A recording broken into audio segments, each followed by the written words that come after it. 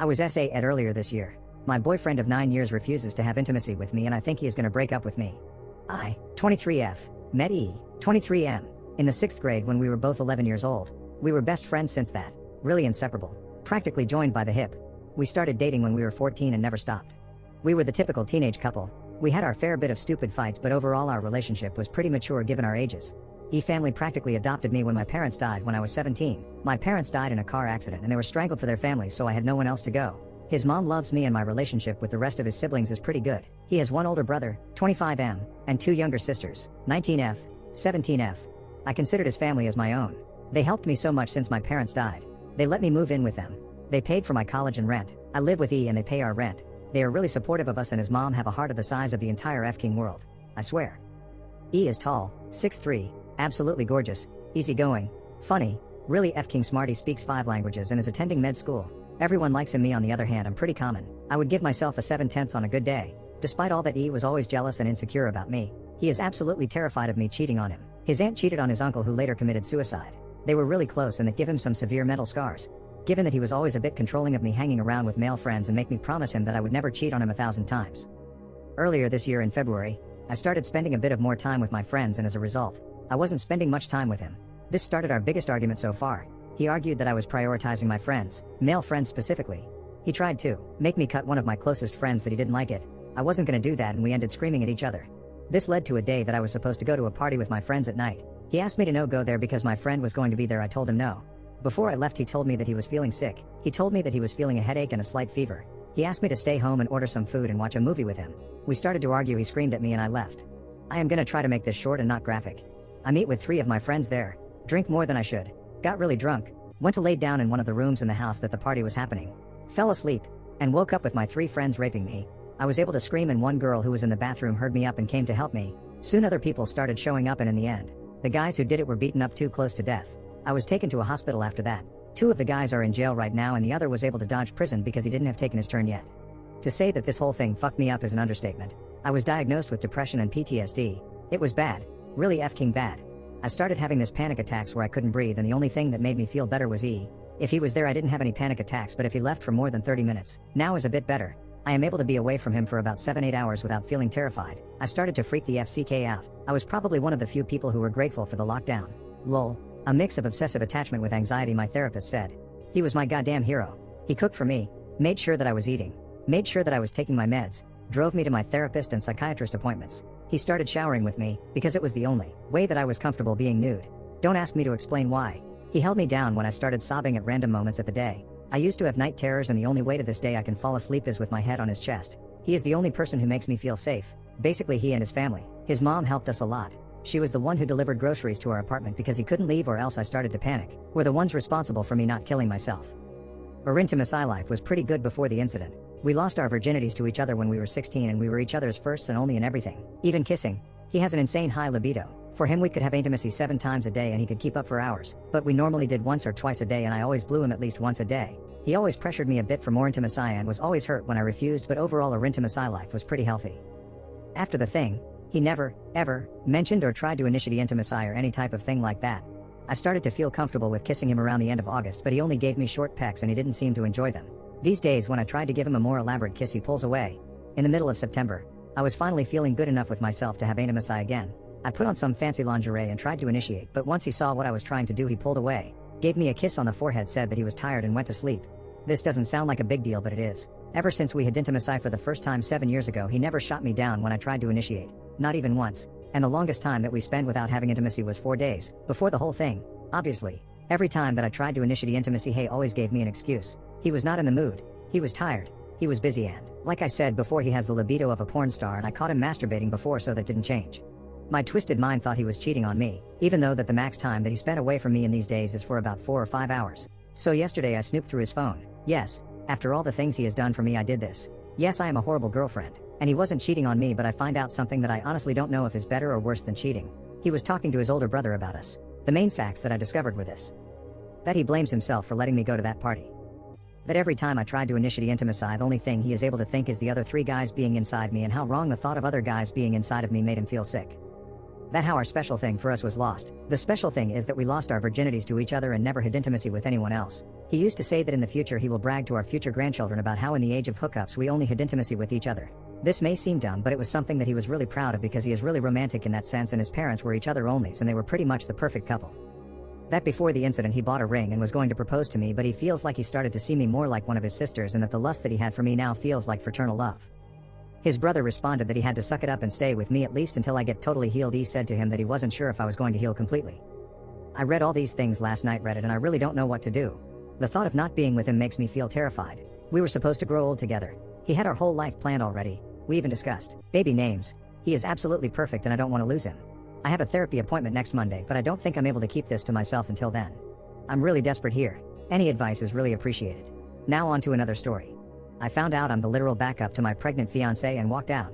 She's begging me to go back, not sure what to do. Bit of very relevant back history. We first met 6 years ago in my then job and we were just colleagues then. I split up with my ex 4 years ago roughly, and we started seeing each other casually 3 years ago until she asked me if we could give it a go as a serious relationship just over 2 years ago. A lot has happened in the past 2 years. She had a preventive double mastectomy due to having the breast cancer gene. We both sold our respective houses, moved in together, got pregnant, and I proposed 6 months ago. She has been telling me in the past few months she's so in love with me, can't wait to start our family, and even wants more kids with me. We only plan to have the one, but because she's so happy. We were even saying she was thinking about having another kid straight after our first is born so we could start our family before she has a hysterectomy due to the gene. So she went on maternity last week and we have 2 weeks to go before our child is born.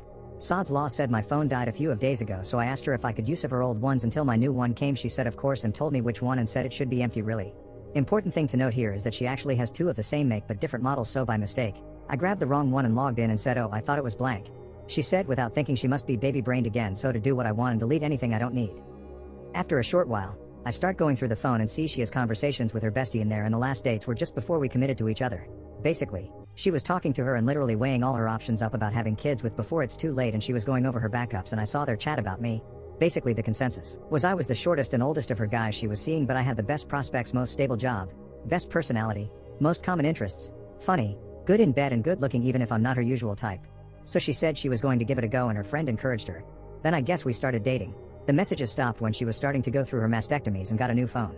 I just went like, what the fuck babe, out loud, and she initially was clueless but realized what phone I had. She was mortified and she was spiraling trying to explain herself but not making much sense. I literally told her to shut up, grabbed my stuff and walked out. I've booked into a B&B and have been staying here for a couple of days. She's been messaging me, sending video messages literally begging me to come home crying so we can talk. I can't face it. I feel so effing humiliated and used. I've gone from the happiest I've been in years to feeling like my last couple of years is a bit of a lie. I keep going through the messages on one hand and thinking of the way she's been in the past few months on the other, telling me how much she's in love with me, how happy she is, she wouldn't change the past couple of years, and how much she's looking forward to starting a family with me. Saying things like she has an actual crush on me. Even just sends me texts with a love heart on. I literally don't know what to do. Do I go back and talk?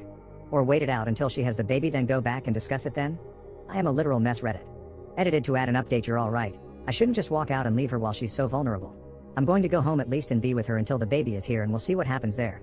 Can't say I know long term how I'll feel and what will happen or that I'm that happy, but we'll tackle that when it comes. Now on to another story.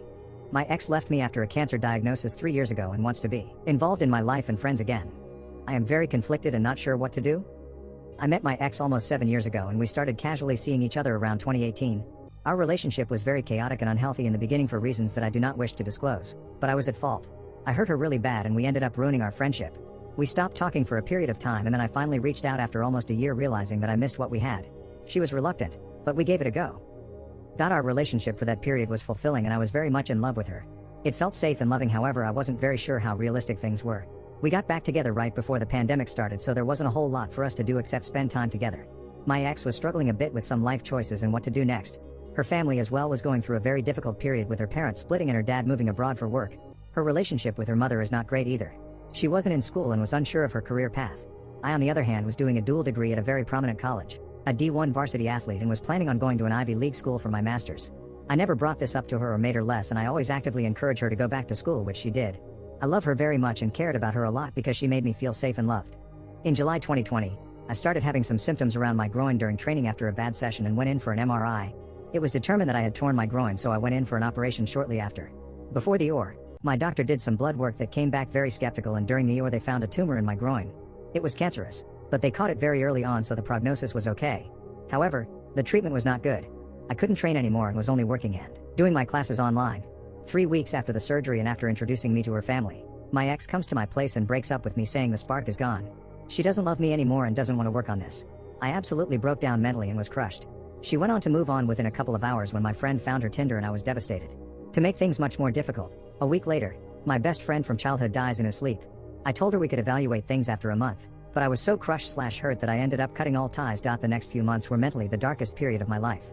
Eventually, I was cleared to start training again and was doing classes online due to the pandemic. But mentally I was fucked up. A lot of therapy, crying and mental breakdowns. I moved on with someone else, but that relationship ended shortly because it wasn't fair for her to be put through what I was going through. During this time, my ex was bragging to our mutual friends about how she was really enjoying her slut phase and that she was happy she left me. She also went and slept with my former best friend who she knew hurt me very much in my past, and I found out about it, which crushed me. Coupled with her accidentally running into me at some of the spots I frequent, I was very angry and upset.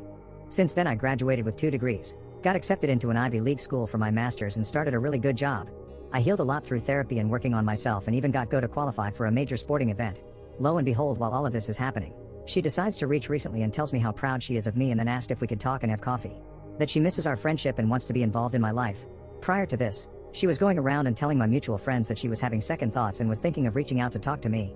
This is all while she's in a relationship with someone else, and I find that downright disrespectful. My mind is telling me to call her out and tell her to leave me alone, but my heart feels another way. I know she hurt me a lot, but I loved her a lot. I do not know what to do. Update: my ex left me after a cancer diagnosis 3 years ago and wants to be involved in my life and friends again. I just want to start this post by saying thank you to those Redditors that had some advice and were supportive. I read through most of the comments and I have to say wow. I did not expect that. Shortly after I wrote this post, I had a breakdown which was not good. My ex triggered me because it brought back a lot of those feelings of abandonment, inadequacies and feeling like shit.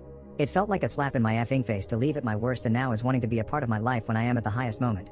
Luckily, I had support from my family, friends and therapists who talked me through this period.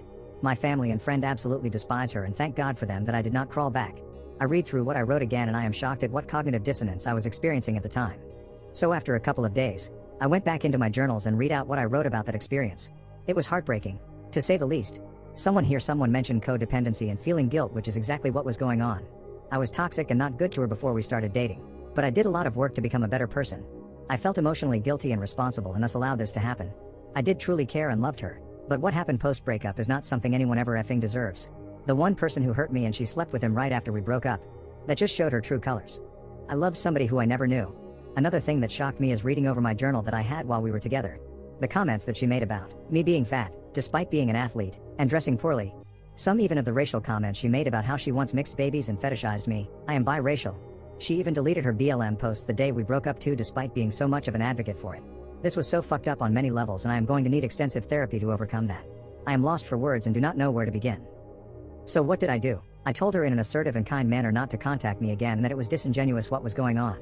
I know some Redditors told me not to do this, but I did not enforce the boundaries post-breakup and she violated many of them, including following my mutual friends and asking about my well-being, people she never met before. So I had to draw the line at that. She's blocked off everything and it will stay that way. I am never going back to that again. Started full-on therapy again today on a weekly basis and really going back to healing before I can be involved with someone again. Funny enough, I ran into her former friend today and she word for word said you can do so much better than that shit.